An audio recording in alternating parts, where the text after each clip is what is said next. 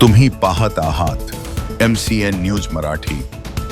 अकोला जिल्ह्यातील तेल्हारा तालुक्यात येत असलेल्या आडगाव येथील आठवडी बाजारालगत असलेल्या शेख इब्राहिम यांच्या घराला 12 फेब्रुवारीच्या सायंकाळी 7 वाजेच्या दरम्यान लागलेल्या भीषण आगीत घरात राहणाऱ्या भाडेकरूंपैकी तिघांचा होरपळून मृत्यू झाला। यामध्ये 6 वर्षांच्या बालिकेचाही समावेश आहे।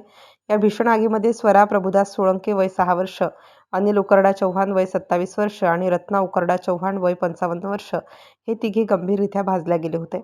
यापैकी स्वरा व अनिल यांचा उपचारापूर्वीच मृत्यू झाला असून रत्ना चव्हाण यांचा अकोला येथे शासकीय वैद्यकीय महाविद्यालयाच्या रुग्णालयात उपचारादरम्यान रात्री उशिरा मृत्यू झाल्याचे वृत्त प्राप्त झाले आहे।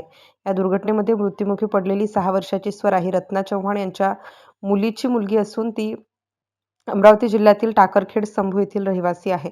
घराला आग लागल्याचे लक्षात येताच स्थानिक ग्रामस्थांनी तात्काळ धाव घेत आगीवर नियंत्रण मिळवण्याचा प्रयत्न केला, परंतु घरामध्ये डिझेल ठेवलेले असल्याने आगीने विकराळ रूप धारण केल्याची माहिती स्थानिक नागरिकांनी दिली आहे।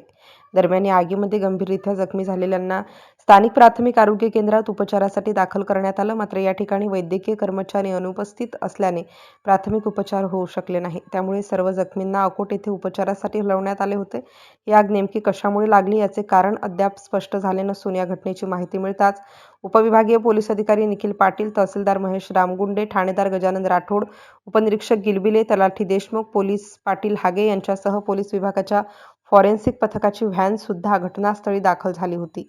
MCN न्यूज मराठीकरिता दीपक रेडे, आडगाव बुद्रुक। मी SDP अकोट बोलत आहे, निखिल पाटील। आज सुमारे 8 वाजताच्या दरम्यान हिवरखेड हद्दमध्ये आडगाव बुद्रुक या गावामध्ये एक घरामध्ये एक फायरचे इन्सिडेंट झालेले आहे। या घरामध्ये 3 लोक होते आणि ते गंभीर जखमी झाले होते। त्यांनी आपण पोलीसची गाडीमध्ये तुरंत पाठवले आणि फायर एक्सटिंग्विशर पण आले होते। त्यावेळी लोकांनी पण आग बुझवली आणि आपण पुढची प्रोसिजर करत आहे। फॉरेन्सिकचं टीम बोलवले आहे आणि आग कशामुळे लागली आणि काही मटेरियल होते आतमध्ये, गॅस सिलेंडर आहे की शॉर्ट सर्किट आणि काय होते ते बघत आहे आणि तपासमध्ये पुढीलची कारवाई करून आपल्याला पुढीलची माहिती देणार आहे। धन्यवाद।